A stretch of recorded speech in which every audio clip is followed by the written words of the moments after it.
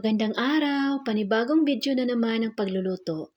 Magluluto ako ngayon ng pangat na bisugo. Sa cooking pan, i-arrange lang natin ang mga isda at sinama ko na rin ang okra para hindi masayang. Din ilagay natin ang kamatis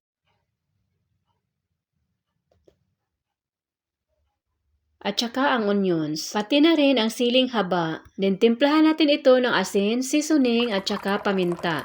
At ilagay na rin natin ang ating suka. Takpan natin ito at lutuin for about 5 minutes under low heat. And after 5 minutes, ilagay ko na rin ang ating spring onions o dahon ng sibuyas. At ito luto na ang ating masarap na pangat na bisugo. Patayin na natin ang apoy at ilipat na natin ito sa ating serving plate. Ang bango, amoy pa lang, nakakagutom na. Talaga namang napakasarap nito. Kain tayo. Salamat sa panonood. God bless everyone.